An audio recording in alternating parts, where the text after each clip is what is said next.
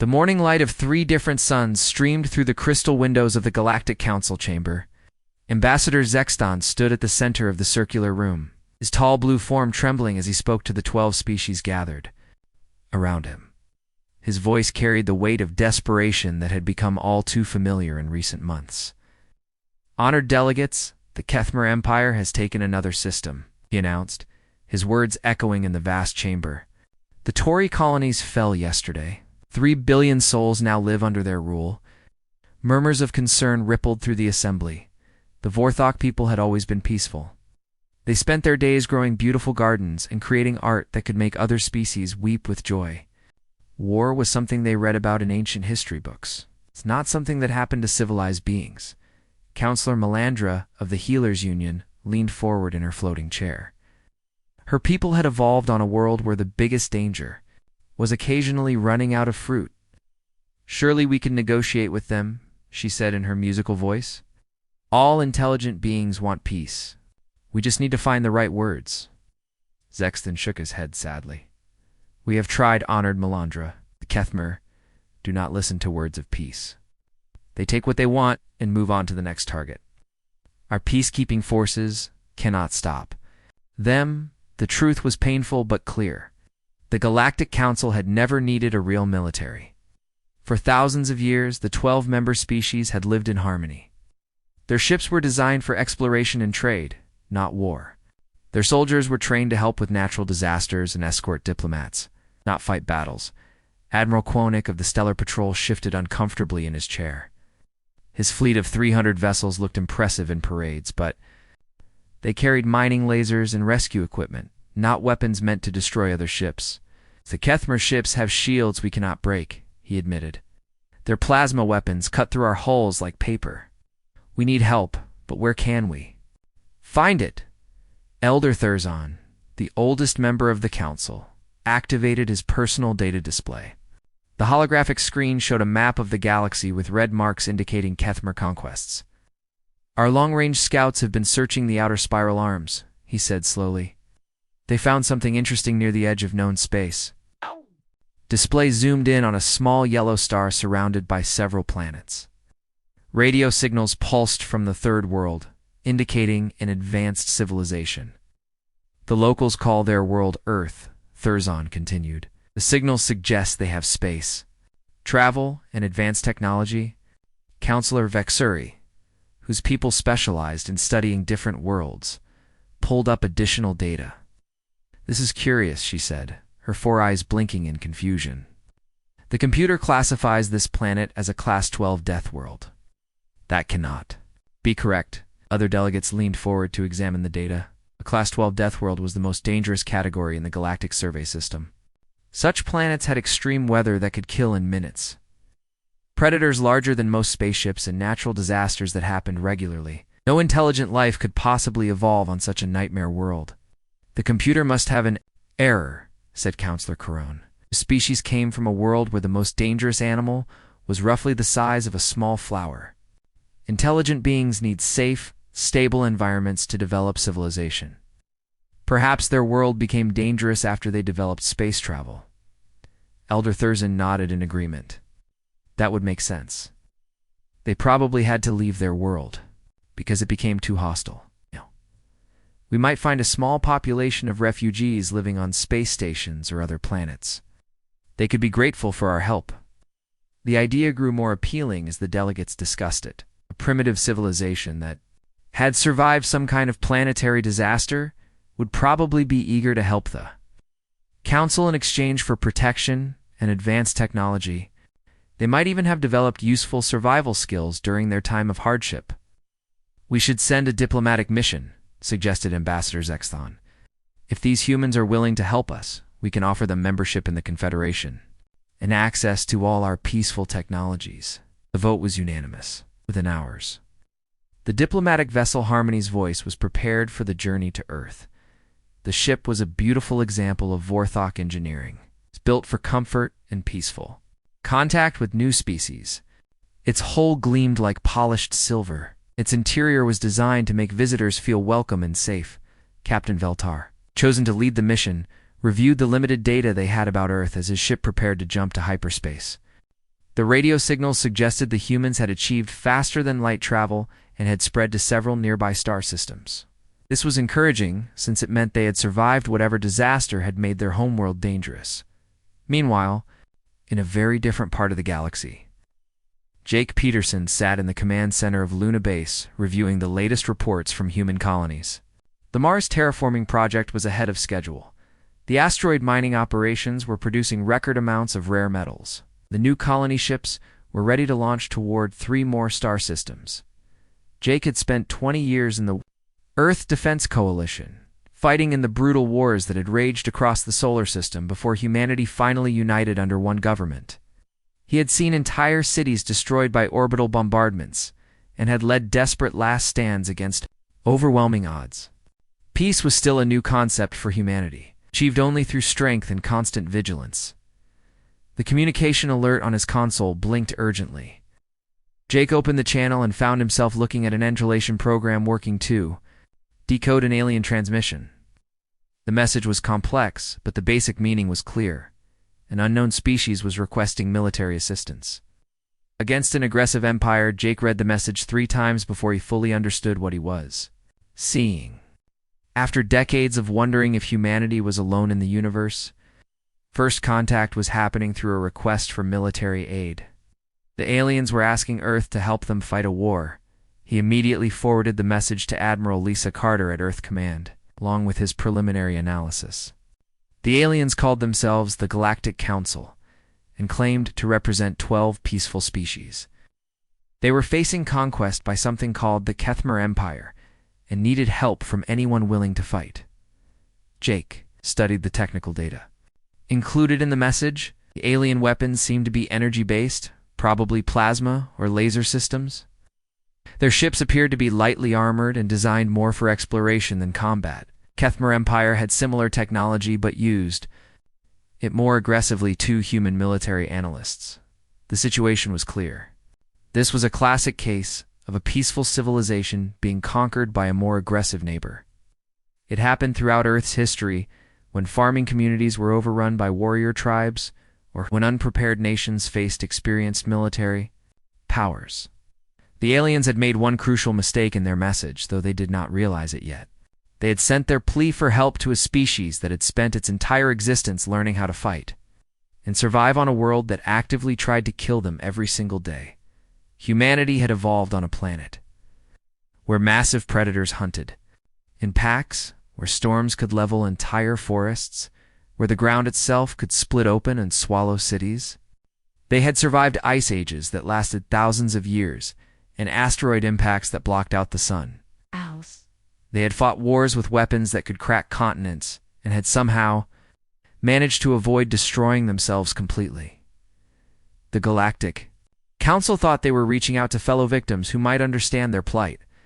Instead, they had just asked the apex predators of the galaxy to come and solve their problem.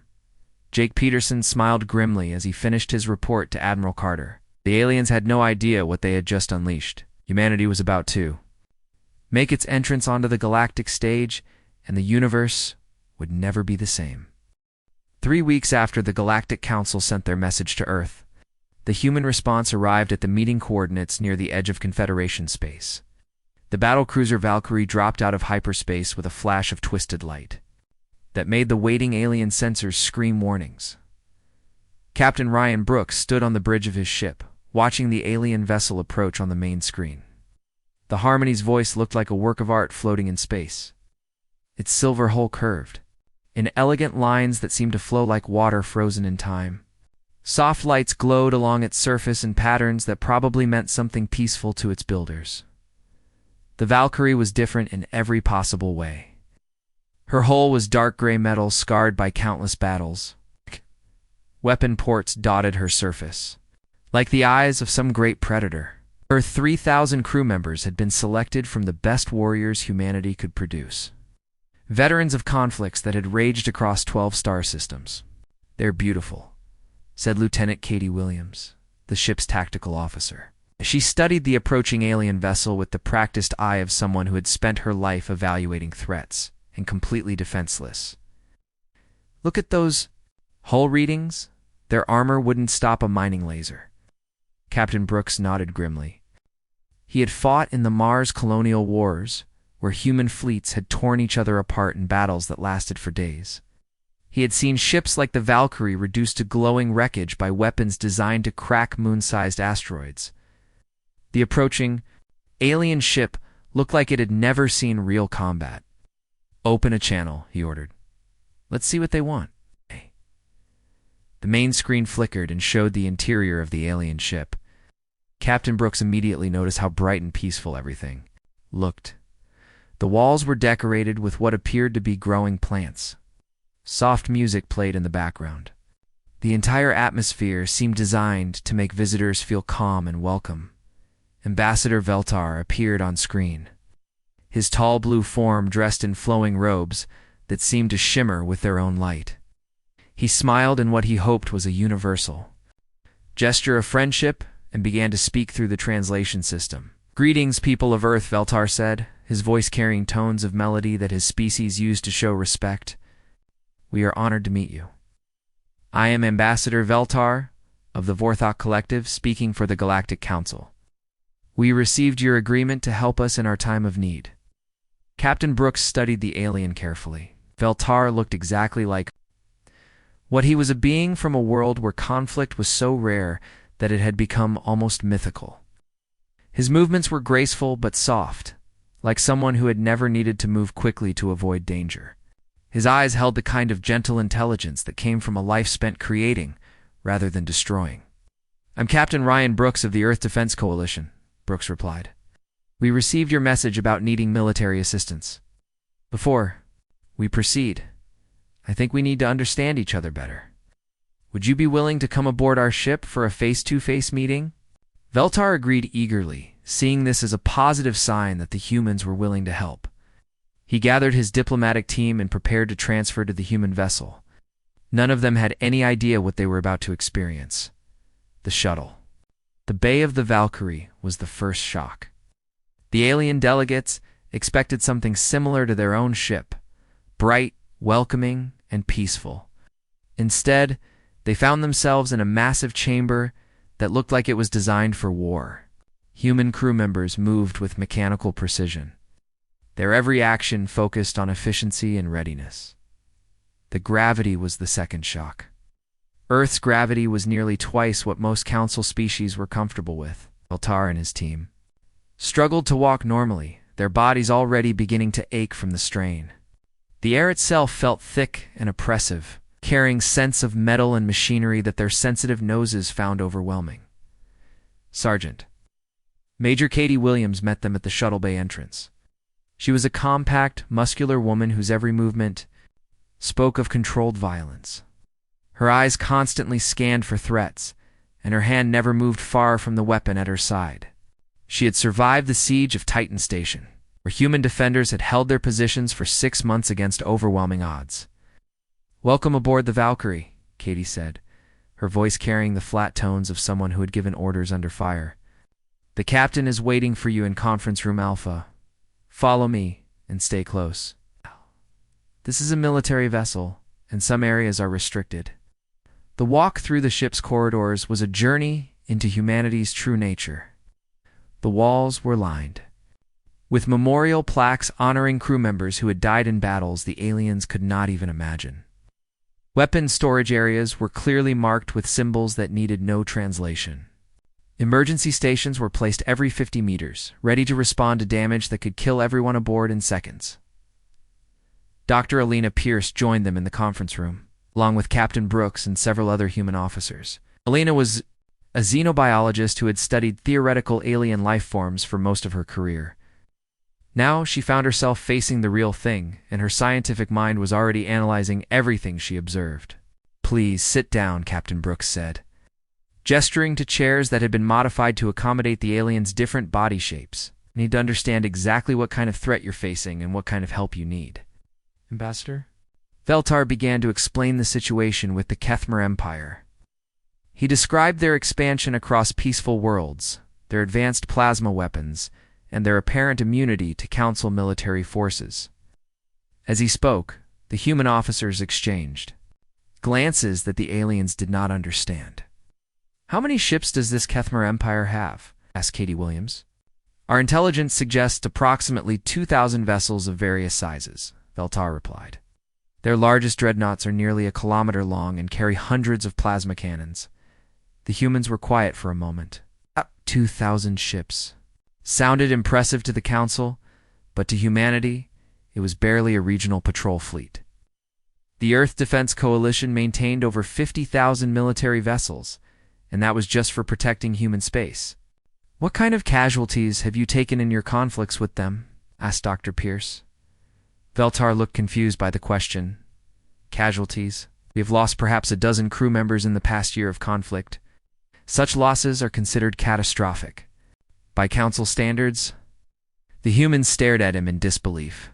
In the Mars colonial wars, individual battles had cost millions of lives. The siege of Europa had resulted in the complete destruction of 3 major cities. A conflict with only 12 deaths would barely qualify as a minor skirmish in human terms. I think we need to explain something about Earth, Captain Brooks said slowly. Our world is what we call a Class 12 death world. Do you understand what that means? Veltar nodded confidently. Our computers classified your world that way, but we assumed it was an error. No intelligent life could evolve on such a dangerous planet. Dr. Pierce activated a holographic display showing Earth's surface. Images flashed across the screen, massive storms that could level entire continents, predators the size of ancient buildings, volcanic eruptions that blocked out the sun for years. The alien delegates watched in growing horror as the presentation continued. This is our homeworld, Dr. Pierce explained. We evolved alongside creatures that could swallow your largest ships whole. Our weather systems regularly produce storms with winds that move faster than most of your spacecraft. We have survived ice ages, asteroid impacts, and supervolcanic eruptions that would sterilize most worlds. The images shifted to show human history, cities burning in massive wars, weapons that could crack planets, battles fought in the vacuum of space between fleets of thousands of ships.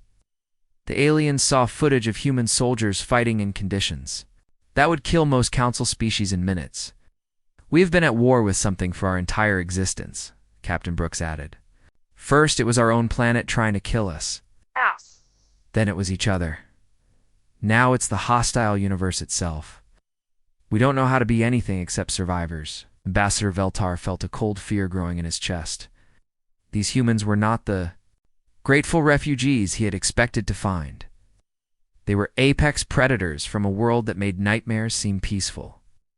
And his people had just asked them to solve their military problems. The Kethmar Empire, Katie Williams said, reviewing the data the aliens had provided. They sound like they've never fought a real war either. Their tactics are defensive, their casualties are minimal, and their expansion is slow and careful. They're not conquerors. They're bullies picking on people who don't know how to fight back. The conference room fell silent as the implications became clear. The Galactic Council had spent thousands of years believing that intelligence naturally led to peace. They'd created a civilization where conflict was so rare that a dozen deaths constituted a major tragedy. Ow. Now they had discovered that the universe also contained species like humanity, beings forged by endless conflict into living weapons. What happens now? Veltar asked, his voice barely above a whisper. Captain Brooks looked at the frightened alien ambassador and felt something like pity. These people had no idea what they had unleashed. Humanity was about to enter the galactic stage, and nothing would ever be the same. Admiral Lisa Carter arrived at the rendezvous point 3 days later with a fleet that made the aliens question everything they thought they knew about warfare. The flagship Leviathan emerged from hyperspace first, followed by 12 heavy cruisers that dwarfed anything in the Galactic Council's navy. 30 destroyers took up escort positions, while support vessels carrying 40,000 human soldiers spread out in perfect formation. Ambassador Veltar watched the human fleet deploy from the observation deck of Harmony's voice and felt his legs go weak. Each human destroyer was larger than the Council's most powerful battleship. The cruisers bristled with weapon systems he could not even identify. The entire formation moved with the precision of a predator pack that had hunted together for years. "How many ships do they have back home?" he whispered to his aide. Commander Theron of the Council Defense Force had been studying the human fleet through long-range sensors. His readings made no sense. "The energy signatures suggest they have enough firepower to destroy entire star systems," he said, his voice shaking. "And this is just a small task force. They keep referring to it as less than 2% of their total military strength." Admiral Carter transferred to the Leviathan's main conference room for the Joint War Council. The chamber was massive, designed to hold hundreds of officers during major military planning sessions. The walls displayed tactical information from across human space, showing ship movements, supply lines, and defensive positions that spanned dozens of star systems. Colonel Sam Murphy stood at the center of the room, surrounded by holographic displays showing the Altarian system where the Kethmer attack would begin. He was a thin, quiet man who had earned his reputation planning the successful defense of the outer colonies during the resource wars. His strategies had saved billions of human lives by turning overwhelming enemy advantages into devastating defeats. "The situation is straightforward," Murphy began, his voice carrying the calm authority of someone who had planned battles involving millions of soldiers. "The Kethmer fleet will arrive at Altaria in 4 days, Aldentalgis reports. Indicate they have 800 ships, including 12 dreadnoughts. Their objective appears to be complete conquest of the system's 3 inhabited planets." The alien delegates shifted uncomfortably as Murphy activated a 3-dimensional map of the battle zone. Red markers showed the expected Kethmer approach routes, while blue indicators marked human fleet positions. What disturbed the council representatives was not what they saw, but what they could not see. "Where are our defensive positions?" asked Commander Theron. "In council military doctrine, we would establish a defense perimeter here, at the edge of the system, and challenge the invaders to honorable combat." Murphy looked at the alien commander with the expression of a teacher explaining basic mathematics to a child. "We will not be defending anything," he said patiently. "Defense is what you do when you are weak. We will be attacking." Lieutenant Colonel Maria Santos stepped forward to explain the human battle plan. She was a specialist in what humans called asymmetric warfare, the art of defeating larger enemies. Through superior tactics and willingness to do whatever was necessary to win, her campaigns against pirate fleets in the Outer Rim had become required study at human military academies. "The Kethmer fleet will enter the system here," Santos said, pointing to the edge of the Altarian system. "They will expect to find our forces waiting in defensive formation, probably protecting the inhabited worlds. Instead, they will find empty space." She activated a series of tactical displays showing human ship positions scattered throughout the asteroid belt that surrounded Altaria's sun. "Our heavy cruisers will be hidden among the larger asteroids using stealth technology and cold running to avoid detection. The destroyers will be positioned along the enemy's projected course, ready to strike from multiple directions simultaneously." "Commander."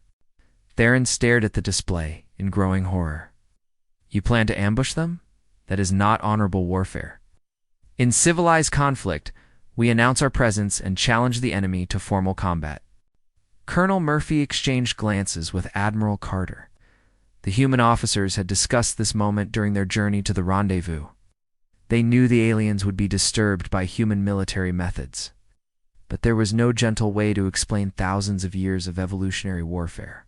"Commander Theron," Admiral Carter said slowly, "let me ask you something. When a predator hunts prey on your homeworld, does it announce its presence and challenge its target to a fair fight?" The alien officer looked confused. "Predators on Vorthok Prime are small creatures that eat plants and fruits. They do not hunt other intelligent beings." Admiral Carter nodded grimly. "On Earth, predators hunt to survive. They use every advantage they can find: stealth, pack tactics, environmental knowledge, and psychological warfare. The prey species that survived learned to think like predators. Humans are the ultimate result of that evolutionary pressure." "Doctor?" Alina Pierce activated another display showing examples from human military history. Images flashed across the screen, ancient warriors using terrain to defeat larger armies. naval battles where smaller fleets destroyed invasion forces through superior positioning, and space conflicts where human commanders had turned certain defeat into overwhelming victory through tactical innovation. This is the Battle of Thermopylae, Dr. Pierce explained, showing ancient human warriors holding a narrow mountain pass against overwhelming odds. 300 soldiers delayed an army of hundreds of thousands by choosing the right battlefield. This is the D-Day invasion, where human forces surprised a prepared enemy through deception and coordinated assault. This is the defense of Titan, where our ancestors held a single space station against an entire enemy fleet for 6 months. The alien delegates watched in fascination and growing fear. Every human victory seemed to involve tactics that their species would consider dishonorable or impossible. Humans fought from hiding, attacked supply lines instead of military targets, and used psychological warfare to break enemy morale before battles even began. The Kethmer Empire has never faced an enemy like us, continued Colonel Murphy. Military doctrine is based on formal challenges and ritualized combat. They announce their attacks in advance, approach on predictable vectors, and expect their enemies to meet them in open battle. Against Council forces, these tactics work because your people follow the same rules. Lieutenant Colonel Santos pulled up intelligence reports on Kethmer military structure. We have analyzed their combat records and biological data. At Kethmer, are herbivores from a world with abundant resources and stable climate? Their idea of warfare comes from territorial disputes over grazing grounds. They have no concept of total war or survival conflict. Commander Theron studied the human analysis of his enemies and felt a chill run through his body. You are saying they do not know how to really fight? You know how to fight according to their rules, Admiral Carter replied. But war has no rules. War is about survival, and survival requires you to do whatever is necessary to protect your people. The Kethmer have never learned this lesson because they have never faced extinction. Captain Ryan Brooks, who had been quietly observing the planning session, spoke up from his position near the tactical displays. Every human in this fleet is descended from survivors. Our ancestors lived through ice ages that lasted thousands of years. They survived asteroid impacts that blocked out the sun. They fought wars where entire continents burned and cities were reduced to radioactive craters. He gestured to the human officers around the room. Colonel Murphy's great-grandmother survived the siege of New Geneva, where 2 million people held out against orbital bombardment for 8 months. Lieutenant Colonel Santos lost her entire family in the resource wars, but kept fighting until the enemy surrendered. I personally commanded the defense of Mars Station Alpha when our ammunition ran out, and we had to fight with improvised weapons for 3 days. The alien delegates listened in stunned silence, the casual way the humans discussed massive casualties. And desperate last stands made it clear that their entire civilization was built on concepts the Council could barely comprehend. What you call war, Admiral Carter said finally, we call Tuesday. The Kethmer Empire is about to discover the difference between playing at conflict and actually fighting for survival. When this battle is over, they will understand why the rest of the galaxy should be very grateful that humanity prefers peace. Ambassador Veltar found his voice after several minutes of silence.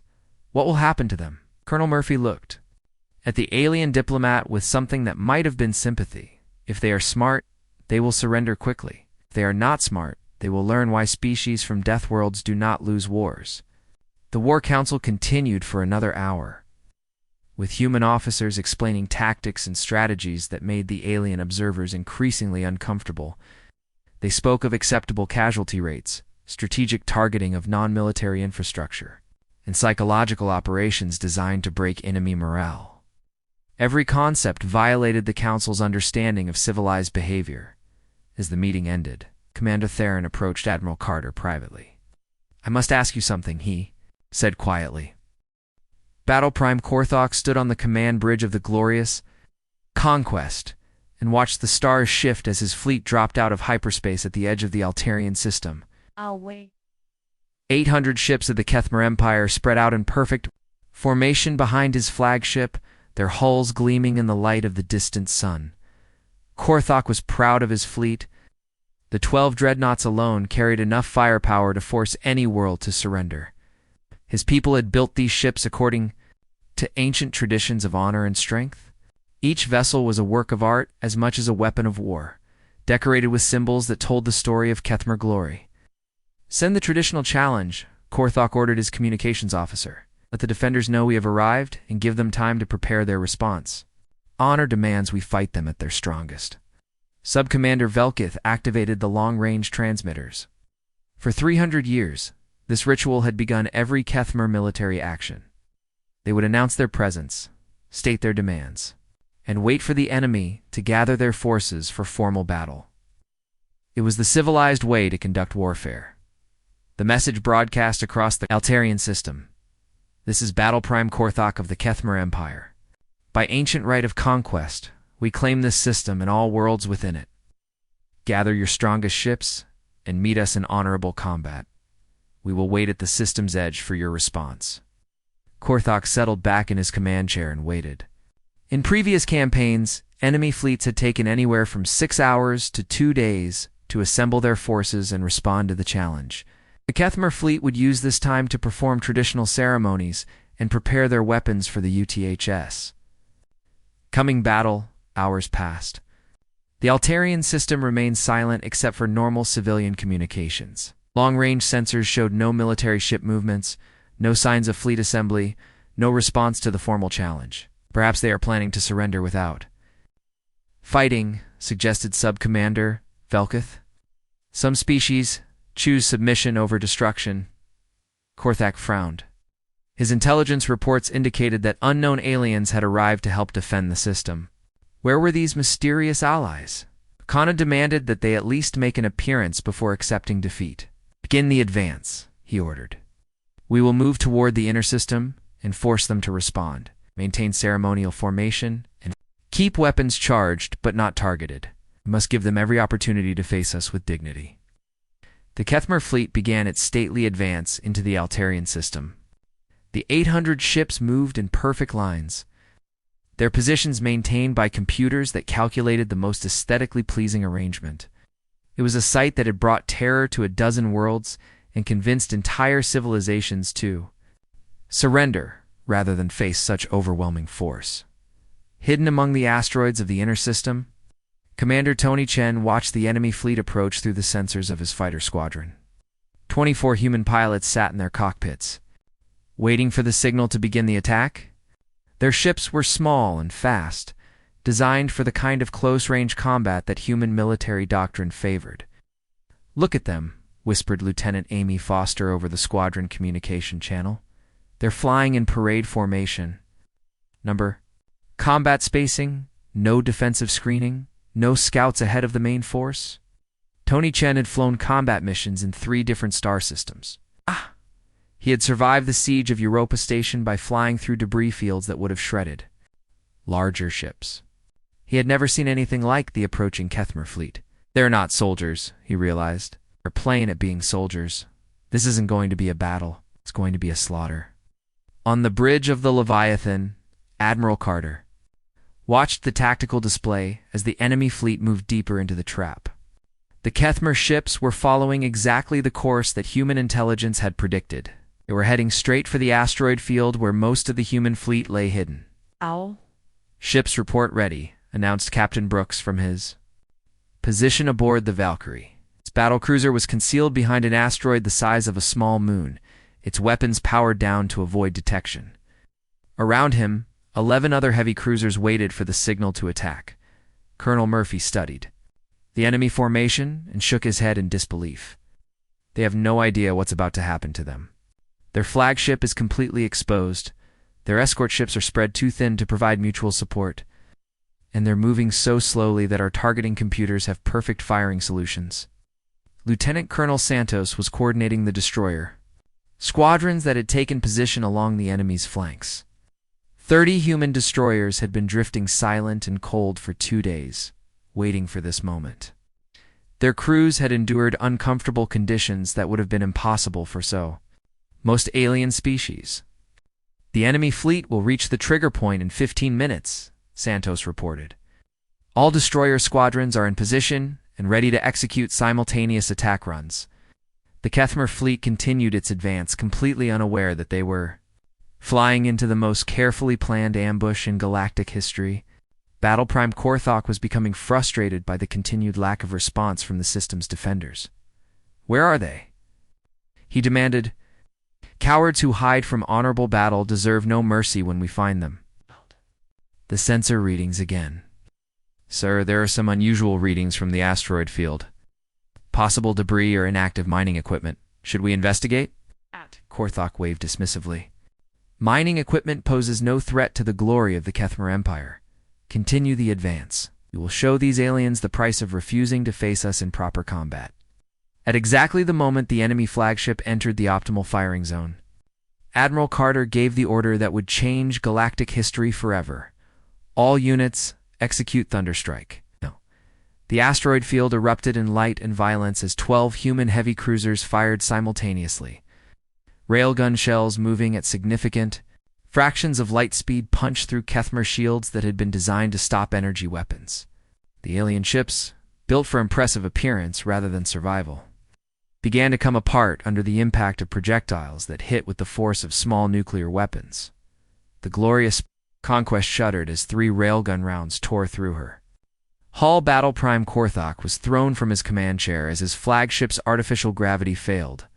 Emergency lights bathed the bridge in red as damage reports flooded in from every section of the ship. "What is happening?" Korthok screamed. "Where are they firing from?" Before anyone could answer, the human destroyer squadrons struck from the flanks. 30 fast-moving ships appeared as if from nowhere, their weapons firing continuously as they slashed through the Kethmer formation. The alien fleet, designed for stately advance in perfect formation, had no doctrine for responding to attacks from multiple directions simultaneously. Commander Chen led his fighter squadron in a precision strike against the Kethmer communication arrays. The human pilots flew through defensive fire that seemed slow and clumsy compared to the automated defense systems they had trained against. Within minutes, the enemy fleet was blind and unable to coordinate their response. "Target their engines," Chen ordered his pilots. "Leave them dead in space." The battle that the Kethmer Empire had expected to last for days was effectively over in the first 10 minutes. Half their fleet was either destroyed or crippled. Their command structure was in chaos, and they still had no idea where the attacks were coming from. Battle Prime. Korthok struggled to his feet as another railgun round tore through his ships. "Hull, send a message to all ships," he gasped. "Fall back to the system edge. Regroup for proper battle formation." Sub-Commander Velkith looked at his commander with wide, frightened eyes. "Sir, our communications are down. Most of the fleet is not responding. I think we need to consider surrender." "Surrender," Korthok roared. "The Kethmer Empire does not surrender. We are the strongest military force in this galaxy." His words were interrupted as the Valkyrie appeared directly in front of the glorious conquest. Captain Brooks had brought his battlecruiser out of hiding for the final act of the battle. The human ship was smaller than the Kethmer flagship, but infinitely more dangerous. "This is Captain Ryan Brooks of the Earth Defense Coalition," came the message over all frequencies. "You are ordered to surrender immediately. Power down your weapons and prepare to be boarded. Any ship that continues to resist will be destroyed." Korthok stared at the human vessel and felt something he had never experienced before in his life. Genuine fear. This ship looked like it had been built for the sole purpose of killing other ships. Its weapons were already trained on his bridge, and he had no doubt they would fire without hesitation. Around his flagship, the remains of the mighty Kethmer fleet drifted helplessly. 800 ships had been reduced to scattered wreckage and floating hulks in less than 4 hours. The humans had achieved total victory with casualties that Korthok could count on his fingers. "How?" he whispered. "How did they do this too?" "Us," Captain Brooks answered as if he had heard the question. "You fought like this was a game with rules. You fought like our survival depended on winning. There is no honor in war, Battle Prime. There is only victory or death." 3 months after the Battle of Altaria, Admiral Lisa Carter stood before the full assembly of the Galactic Council on Nexus Prime, the chamber that had once echoed with confident voices. Discussing peaceful solutions now held an atmosphere of nervous tension. Delegates from 12 species watched the human admiral with a mixture of awe and carefully hidden fear. The news of humanity's victory had spread across the galaxy faster than anyone expected. 800 Kethmer ships destroyed or captured. In 4 hours by a human force 1/10 their size. The impossible had happened. And every species in known space was trying to understand what it meant for their future. Ambassador Veltar sat in his designated seat, still recovering from what human doctors called mild trauma. He had witnessed the entire battle from the observation deck of Harmony's voice, watching centuries of galactic military doctrine crumble in a single afternoon. The graceful, ritualized warfare he had grown up believing in had been replaced by something so efficient and brutal that his mind still struggled to process it. Honored delegates, Admiral Carter began, her voice carrying across the silent chamber. I stand before you today, not as a conqueror, but as a representative of humanity's desire for peaceful cooperation with all intelligent life. The words should have been reassuring, but the delegates remembered the footage from Altaria. They had seen human ships moving through the Kethmer fleet like predators through a herd of defenseless prey. They had watched weapons that could crack planets reduce proud warships to glowing debris in seconds. Counselor Melandra of the Healers Union leaned forward nervously. Admiral Carter, we are grateful for your intervention in stopping the Kethmer expansion. But we must ask, what does humanity want from the Galactic Council? It was the question that had haunted every delegate since the battle ended. Humanity had demonstrated military superiority beyond anything the galaxy had ever seen. By all historical precedent, they should be demanding tribute, territory, or complete submission from the species they had just saved. Admiral Carter activated a holographic display showing star charts of human space. The assembled delegates saw a civilization that spanned dozens of systems, with industrial capacity that dwarfed anything the Council possessed. Human population centers housed billions of people, and their military installations were scattered across strategic positions throughout their territory. We want partnership, Admiral Carter said simply. Earth seeks mutual defense agreements, trade relationships, and scientific cooperation with all Council species. We offer our military protection in exchange for access to galactic commerce, networks, and cultural exchange programs. The silence that followed was deafening. Council members exchanged confused glances, unable to believe what they were hearing. The most powerful military force in galactic history was asking to join their trading federation rather than demanding their surrender. Elder Thurzan, who had advocated for contacting Earth in the first place, finally found his voice. You wish to become members of the Confederation, as equal partners rather than our rulers? That is correct, Admiral Carter replied. Humanity has learned through bitter experience that diverse civilizations are stronger when they work together. Our history Taught us that the real enemies are not other intelligent species, but the hostile universe itself. Dr. Elena Pierce, now serving as humanity's chief scientific advisor, stepped forward to explain. On Earth, we faced extinction-level events regularly. Asteroid impacts, volcanic eruptions, ice ages, and climate shifts that would have ended most civilizations. We survived because we learned to cooperate, to share knowledge, and to support each other through impossible challenges. She activated another display, showing humanity's recent expansion into space. When we left Earth, we discovered that the universe is even more dangerous than our homeworld. Cosmic radiation, stellar evolution, gravitational anomalies, and the eventual heat death of all existence. No single species, no matter how advanced, can face these challenges alone. The delegates began to understand. These humans were not conquerors seeking to rule over weaker species. They were survivors who had learned that cooperation was the only way to face an indifferent cosmos that wanted all life to end. Ambassador Zexthon, who had originally suggested seeking outside help, spoke up cautiously. What about the Kethmer Empire? What will happen to Battle Prime Korthok and his people? Admiral Carter's expression softened slightly. The Kethmer leadership has agreed to negotiate a permanent peace treaty. They were not evil, just aggressive. Neighbors who had never faced real opposition, when they understood what actual warfare looked like, they chose surrender over destruction. Captain Ryan Brooks, who had accepted the Kethmer surrender, provided additional details. Korthok is currently in discussions with our diplomatic corps. His people are herbivores from a resource-rich world who expanded through intimidation rather than genuine conquest. They are willing to return conquered territories in exchange for trade agreements and protection from future threats. This revelation surprised the Council even more. The terrible Kethmer Empire that had threatened to consume the galaxy was being offered the same partnership that humanity proposed for the Council itself. These humans seemed determined to turn enemies into allies whenever possible. Commander Tony Chen, who had led the fighter assault during the battle, described humanity's long-term vision for galactic civilization. We have plans for joint colony projects, shared research initiatives, and combined exploration fleets. The galaxy is vast, and there are wonders out there that no single species could discover alone. The delegates spent hours asking questions about human intentions, capabilities, and culture. They learned that humanity maintained massive military forces not for conquest, but for protection against the countless dangers that lurked in space.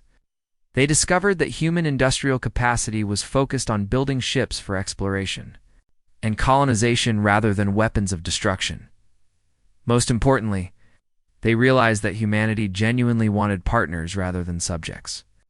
The species that could have conquered the galaxy in a matter of years was instead offering to help defend it against external threats while sharing the costs and benefits of civilization. 6 months later, Ambassador Jake Peterson stood on the observation deck of New Geneva Station, the first joint human council colony established in neutral space.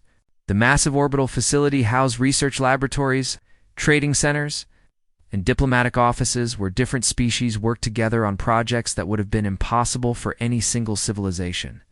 Below them, the planet New Geneva was taking shape under the combined efforts of human engineering, Vorthok agricultural science, and Altarian environmental management. Cities designed to accommodate multiple species were rising from carefully planned locations that took advantage.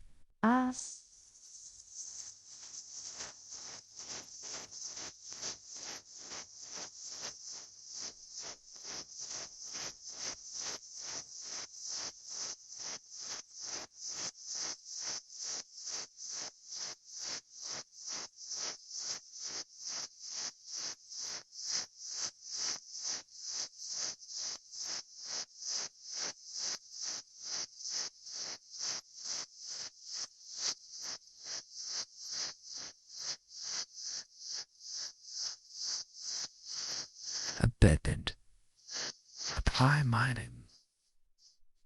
To me, I fire a ray and I won't might or with I some slice I reference when I